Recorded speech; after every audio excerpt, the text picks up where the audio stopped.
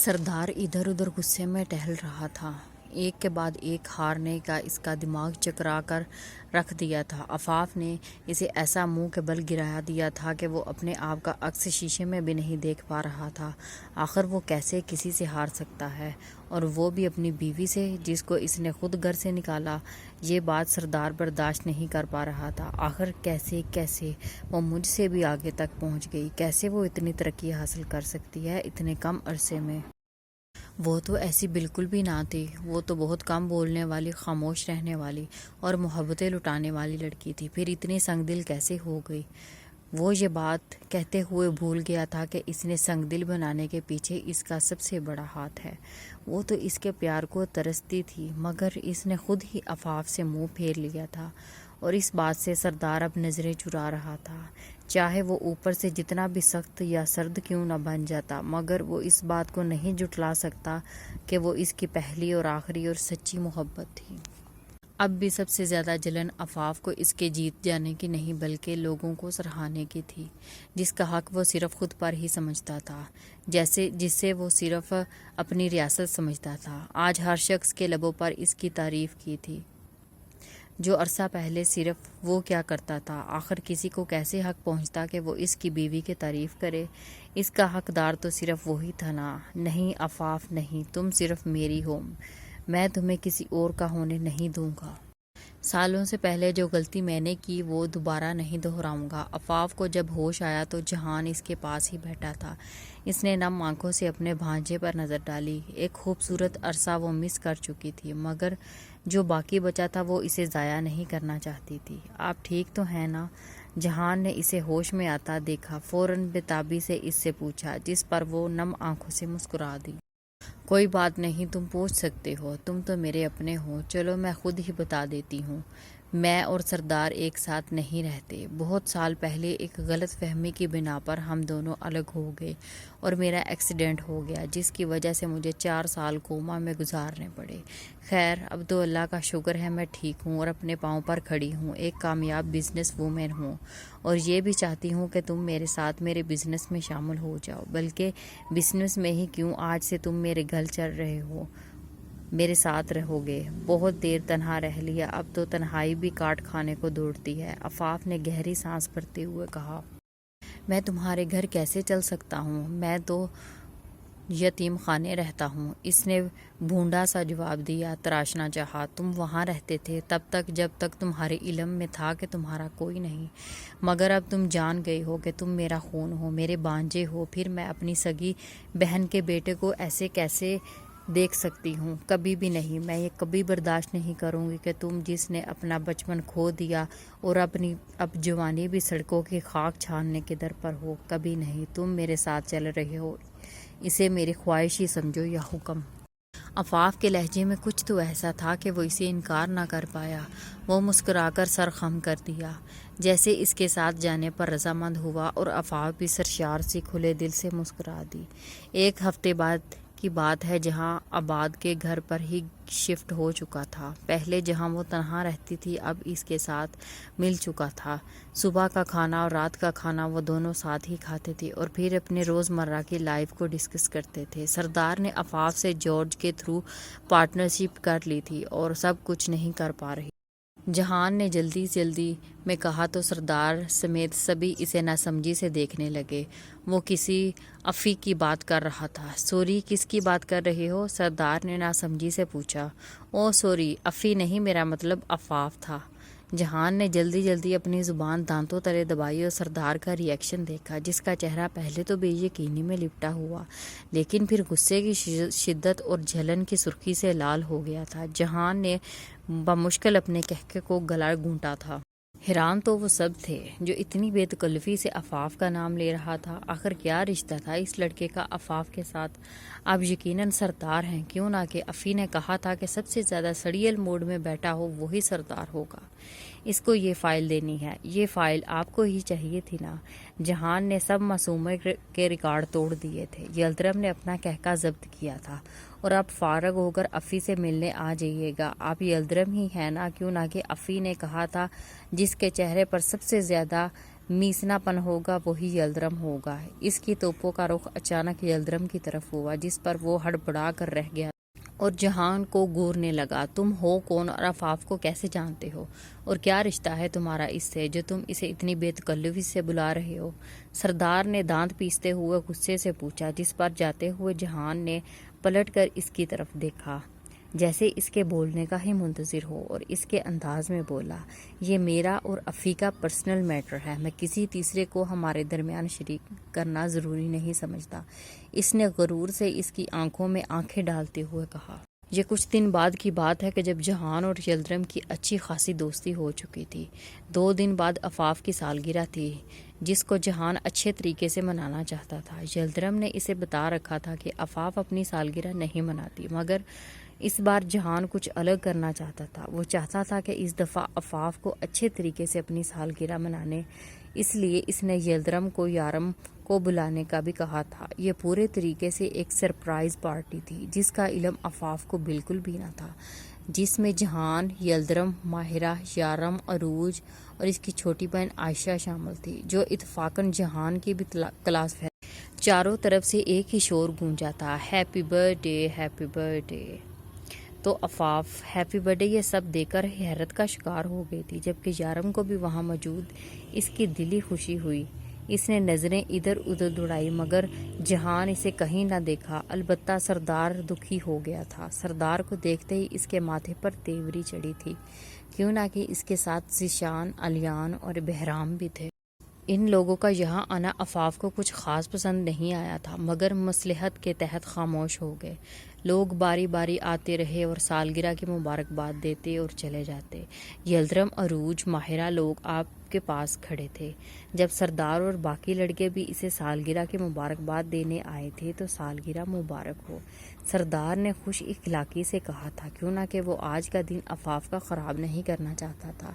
اتنی دیر بعد تو اس کے چہرے پر مسکراہٹ دیکھی تھی، جو شاید کئی سالوں پہلے دیکھی تھی اور آج دیکھنے کا اتفاق ہوا۔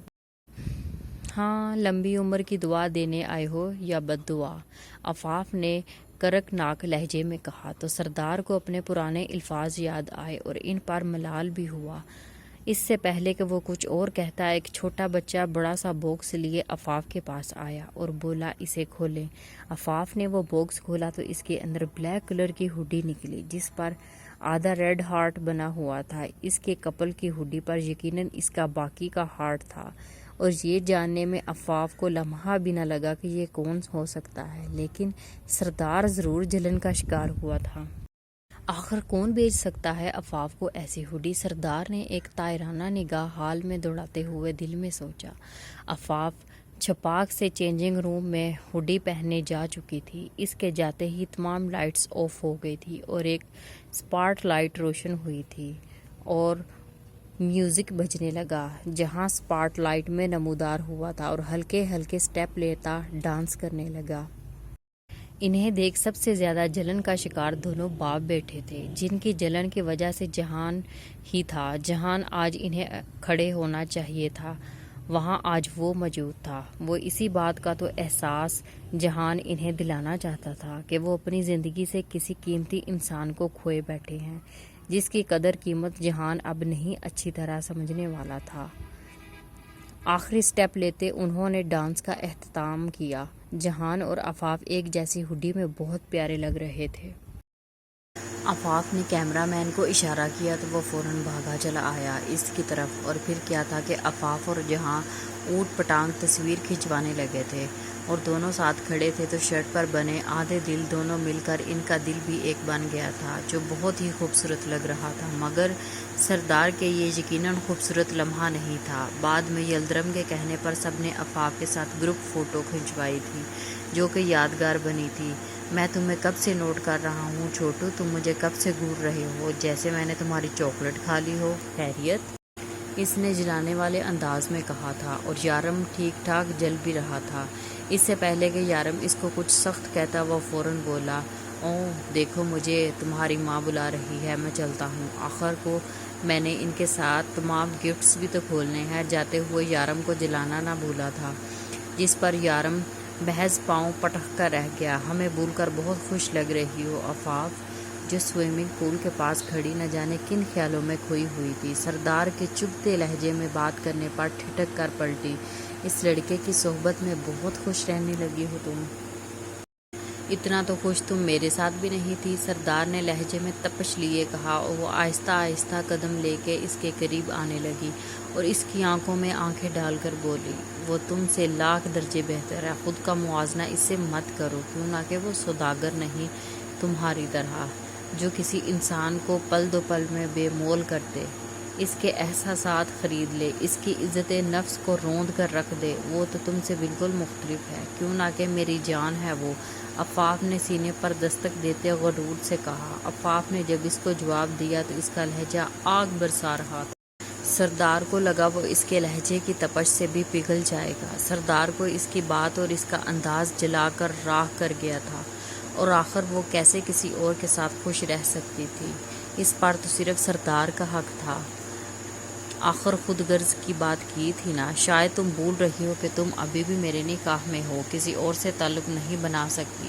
سردار نے انگلی اٹھا کر اس کو اس کی حیثیت یاد دلاتے ہوئے کہا، اس کو چوٹ پہنچانے میں کوئی کمی نہیں چھوڑی تھی، اور اس میں پورا کامیاب بھی ہوا تھا۔ کیوں نہ کہ اس کی بات کی کراہیت آمیز پس منظر سمجھ عفاف کی آنکھیں شدت ضبط سے سرخ ہو چکی تھی۔ اس نے مٹھیاں بھینچتے ہوئے بمشکل اپنا غصہ ضبط کرتے اپنا ہاتھ سردار پر اٹھنے سے روکا تھا۔ آخر نکلے نا تم وہی پست ذہنیت کے مرد، تم سے اور امید بھی کیا کی جا سکتی ہے؟ جو سالوں پہلے میرا نہ ہو سکا وہ اب میرا کیا ہوگا بھلا؟ اس میں بھی قصور تمہارا نہیں بلکہ تمہاری تربیت کا قصور ہے عفاف۔ سردار نے غصے سے اس کا نام لیتے اپنی ماں کا نام لینے اور ان کے بارے میں کچھ کہنے سے باز کیا تھا۔ باقی سب وہ وہیں جمع ہو گئے تھے۔ یلدرم اسے افسوس سے دیکھنے لگا تھا۔ تم ابھی بھی یہ کہہ رہی ہو، حالانکہ پچھلی بار بھی غلطی صرف تمہاری تھی، سردار نے ایک ایک لفظ چباتے ہوئے کہا، جیسے عفاف اپنی غلطی پر پردہ ڈال کر خود کو سچی ثابت کرنے کی کوشش کر رہی ہو۔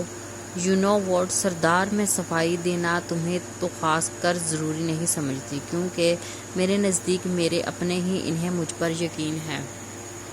تم نہ بھی کرو، تمہاری میری زندگی میں کوئی اہمیت نہیں ہے، اور بعد میری سالگرہ کا دن تو تم تباہ کر ہی چکے ہو۔ آئندہ میرے سامنے اپنی یہ سو کولڈ شکل لانے کی ضرورت نہیں ہے، اور نہ ہی میں اسے دیکھنا چاہتی ہوں۔ یہ کہتے ہی وہ وہاں سے غصے سے واک آؤٹ کر گئی تھی۔ اس کے پیچھے ہی جہان بھاگا تھا، جبکہ یلدرم سردار کے پاس آیا۔ تم پر جو اتنے سالوں میں بھی تمہارے سامنے سچائی نہ آ سکی، نہ ہی تم سچائی کا پتہ لگا سکے، کیوں نہ کہ اس میں بھی تمہارے گھر والے ہی شامل تھے۔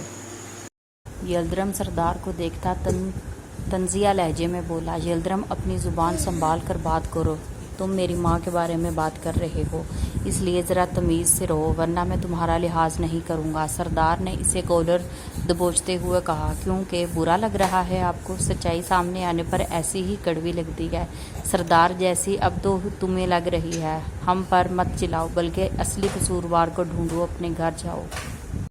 تمہیں کیا لگا تھا گھر تمہارا ہے تو سیکیورٹی سسٹم بھی تمہارا ہوگا؟ تم مجھ سے کیمرے لگواؤ گے اور میں اندر ہر جگہ کیمرے نہیں لگاؤں گا؟ یہ بھلا کیسے ہو سکتا ہے؟ بے شک تم نے مجھے کہا تھا کہ ہال میں کیمرے نہیں ہونے چاہیے، مگر میں نے وہاں بھی ہڈن کیمرے لگوائے تھے تاکہ ہم کسی ایسی ہی مشکل سے بچ سکیں جس میں آج ہم پھنس چکے ہیں۔ مگر تم نے کیا کیا؟ میرے آنے تک کا انتظار بھی نہ کیا اور سب کچھ آنکھوں دیکھا سچ مان لیا اور عفاف کو ذمہ دار ٹھہرا دیا، یہ بھی جاننے کی کوشش نہیں کی کہ اصل قصوروار ہے کون؟ مجرم کوئی اور بھی تو ہو سکتا تھا نا؟ مگر نہیں، تمہاری آنکھوں پر تو تمہارے ماں کے پیار کی پٹی بندھی تھی، جو انہوں نے کہا تم نے مان لیا، اور اسی ہی بات کی وجہ سے تم نے سب سے بڑا خسارہ اٹھایا ہے۔ سردار، تم جانتے ہو میں پہلے سے جانتا تھا کہ عفاف قصوروار نہیں ہے۔ سردار حیرت کی زیادتی سے اسے دیکھنے لگا۔ لیکن میں نے تمہیں نہیں بتایا، لیکن آج اس لیے بتا رہا ہوں کہ میں تمہیں پچھتاتے ہوئے دیکھنا چاہتا تھا۔ تم اسی لائق ہو کہ تمہیں عفاف کا پیار نہ ملے، تم اس کو ڈیزرو بھی نہیں کرتے، تم ماریا جیسی لڑکی کو ہی ڈیزرو کرتے۔ اس نے غصے سے سردار کو دھکا دیتے ہوئے کہا، جس پر حیرتوں کے پہاڑ ٹوٹ پڑے تھے، تم جھوٹ بول رہے ہو، ایسا نہیں ہو سکتا، میری ماں میری زندگی تباہ نہیں کر سکتی۔ اس نے بے یقینی سے کہا، مجھے پتا تھا تم میری بات پر یقین نہیں کرو گے، اب تو تمہارا دوستی پر سے بھی اعتبار اٹھ گیا ہے، اس لیے بہتر ہے کہ گھر جا کر اپنی آنکھوں سے سچائی دیکھو۔ ویڈیو دیکھتے ہی تمہیں پتہ چل جائے گا کہ کیا سچ ہے اور کیا جھوٹ، اور تب تم تڑپو گے ایسے پانی کے لیے اور تمہیں میسر نہیں ہوگی۔ یلدرم نے اسے جتلاتے ہوئے کہا تھا، اور سردار تو ایسا تھا کہ جیسے کاٹو تو بدن میں لہو نہیں۔ وہ بے یقینی کی کیفیت میں یارم کو وہاں سے لے کر نکلا چلا گیا۔ ڈیڈ مجھے چھوڑ دو، مجھے نہیں جانا، مجھے اپنی موما کو گفٹ دینا ہے، مگر سردار اس کی ایک بات سنے بغیر زبردستی اسے اپنے ساتھ لے گیا۔ آفاق غصے میں وہاں سے نکل کر سوئمنگ پول کی طرف آ گئی تھی جہاں خاموشی کا راج تھا۔ سردار نے بے باک انداز میں کہتے اس کا ہاتھ پکڑ کر جھٹکے سے اسے اپنے ساتھ پانی میں کھینچا۔ اس افراتفری اور ہڑبڑا سی گئی تھی، ٹھنڈے پانی نے اس کے اعصاب جھنجھوڑ کر رکھ دیے تھے۔ اس سے پہلے کہ وہ ڈوبتی، سردار نے اس کے کمر پر دونوں ہاتھوں کی گرفت بناتے اسے اوپر کھینچا اور اپنے سینے سے لگا لیا۔ اس کی اوپر کی طرف سرکتی انگلیوں سے آفاق کی جان لبوں پر آئی تھی۔ اس سے پہلے کہ وہ کچھ کہتی اور سانس بحال کرتی، سردار نے اس کی سانسوں کو پی لیا تھا۔ آفاق نے اسے دھکا دے کر پیچھے کرنا چاہا، مگر سردار کی گرفت اس پر اور مضبوط ہوتی تھی۔ آفاق کو لگا آج سردار اس کی جان نکال کر ہی دم لے گا۔ دونوں نے بھیگے وجود اس وقت الگ ہی منظر پیش کر رہے تھے۔ سردار نے جھٹکے سے اسے چھوڑتے ہوئے اس کے چہرے پر چپکی بھیگی ہوئی لٹوں کو اپنے چھوڑے مجھے پلیز، مجھے کہیں نہیں جانا پلیز، مجھے ٹھنڈ لگ رہی ہے۔ مگر آفاق کی بات پر تو سردار نے کان بھی نہ دھرا اور بے باک لہجے میں بولا، میری جان تمہاری ٹھنڈ کا ہی علاج کرنے لگا ہوں۔ سردار نے آنکھ ونک کرتے اس کی ناک سے ناک مس کرتے ہوئے کہا تو آفاق کا دل کیا اس کا گلا دبا دوں۔ آنسو نکلتے ہی آفاق جھٹکے سے سوچوں سے باہر نکلی تھی۔ تو کیا وہ سب یادیں محض جھوٹ فریب تھی؟ کیا سردار اس سے واقعی پیار نہیں کرتا تھا؟ کیا وہ صرف اس کی قربت کا دیوانہ تھا؟ آفاق کی محبت کا، اس کا پیار سردار کے لیے کوئی معنی نہیں رکھتا تھا؟ اس سوچ نے آج بھی آفاق کا دل چیر کر رکھ دیا تھا۔ ابھی بھی وہ نہیں سوچوں میں کھوئی رہی تھی جب جہان نے ایک دم گلا کھنکار کر اسے پانی کی طرف متوجہ کیا۔ اس کی آواز پر آفاق نے فوراً اپنے آنسو پونچھنے شروع کیے۔ ارے یہ کیا، میری افی کی آنکھوں میں آنسو؟ جہان نے اس کی آنکھ سے گرتا آنسو اپنی مٹھی میں قید کیا تھا۔ انہیں مت بہاؤ، مجھے تکلیف ہوتی ہے، جہان نے دکھ سے لبریز لہجے میں کہا تو آفاق اسے دیکھ کر ایک یہ تھا جو اس کی آنکھ میں آنسو بھی نہیں آنے دینا چاہتا تھا، اور ایک اس کا شوہر تھا جو اس کے ہر آنسو کی وجہ بنتا تھا۔ کون مخلص تھا اس کے ساتھ؟ اس نے اسے غور سے دیکھتے دل میں سوچا، وہاں سے چلی کیوں آئی؟ جس آفاق کو میں جانتا ہوں وہ تو ہر مشکل حالات کا ڈٹ کر مقابلہ کرنے والوں میں سے ہے، پھر آج ایسی بزدلی کیوں؟ جہان نے اس کی آنکھوں میں آنکھیں ڈال کر کہا، جیسے ہی اسے اندر تک پڑھ لینا چاہتا ہو۔ کبھی کبھار آپ کے دکھ سہتے سہتے اس منظر پر پہنچ جاتے ہیں جہاں آپ اپنے اندر کسی سے بھی لڑنے کی ہمت نہیں پاتے، خاص کر کسی اپنے سے۔ شاید میں بھی اس منزل پر کھڑی ہوں جہاں میرا کوئی نہیں ہے۔ اس کو دکھی دیکھ کر جہان کا بھی دل دکھ سے بھر گیا تھا۔ تو کیا میں آپ کے لیے کوئی معنی نہیں رکھتا؟ میں بھی تو آپ کا ہی خون ہوں نہ؟ آپ کو یوں دکھی دیکھ کر مجھے کتنا دکھ ہوتا ہے۔ کیا آپ جانتی ہیں میں نے کبھی اپنی ماں کو نہیں دیکھا، مگر اپنی ماں کا پیار آپ سے پایا ہے۔ اتنے کم دنوں میں جتنا پیار آپ نے مجھے دیا ہے شاید ہی میری ماں کبھی مجھے دے پاتی۔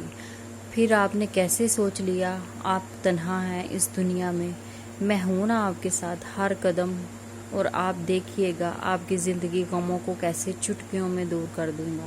میں بس تھوڑا سا صبر اور تھوڑا سا بھروسہ چاہیے مجھے، لیکن اگر آپ پھر بھی یوں ہی دکھی رہیں تو میں سمجھوں گا کہ میں آپ کی زندگی میں کوئی اہمیت نہیں رکھتا۔ جہان نے اس کی آنکھوں میں دو بدو دیکھتے ہوئے کہا، ایسی بات نہیں ہے جہان، تم کبھی مت سوچنا کہ تم مجھ سے الگ ہو۔ اپنے بیٹے کے دور جانے کے بعد ایک تم ہی تو ہو جس کے سہارے میں زندہ ہوں۔ اب تم بھی نہ ہوتے تو اب تک شاید میں ہمت ہار چکی ہوتی۔ بھلا میں تمہیں کیسے بھلا سکتی ہوں؟ آفاق نے نم آنکھوں سے مسکراتے ہوئے جہان کے بال بگاڑتے ہوئے کہا تو وہ منہ بنا کر رہ گیا، جس پر وہ ہنس دی۔ چلیں پھر اسی بات پر آپ کے لیے ایک سرپرائز ہے، چلیں میرے ساتھ۔ کیا مطلب؟ کہاں لے کے جا رہے ہو مجھے؟ عفاف نے اسے حیرت سے کہا۔ آپ کو یقین دلانے کہ آپ اس دنیا میں اکیلی نہیں ہیں، آپ کا بیٹا بھی اور آپ بھی اتنا ہی پیار کرتے ہو جتنا آپ اس سے۔ جہان نے شرارت سے کہا۔ کیا مطلب؟ تم یارم کی بات کر رہے ہو؟ عفاف نے حیرت کی زیادتی سے آنکھیں پوری کھولتے ہوئے کہا، جی بالکل، میں اسی کی بات کر رہا ہوں۔ آج تو اس نے آپ کے لیے برتھ ڈے گفٹ بھی تیار کیا تھا، مگر آپ وہاں سے غصے میں چلی آئی۔ جہان نے تعصب سے کہا، کیا تم سچ کہہ رہے ہو؟ یارم بھی مجھ سے اتنا ہی پیار کرتا ہے؟ وفا ایسے بے یقینی سے دیکھ رہی تھی۔ اس کا بچہ جو کل تک اس سے نفرت کرتا تھا، آج وہ اس کے لیے ہی گفٹ تیار کر کے لایا تھا اور وہ اس سے مل بھی نہ پائی۔ یہ کیسی دوری تھی بھلا؟ وہ فوراً جہان کے ساتھ جانے کے لیے بے تاب ہوئی تھی اور اگلے ہی سیکنڈ اس کے ساتھ گاڑی میں موجود تھی۔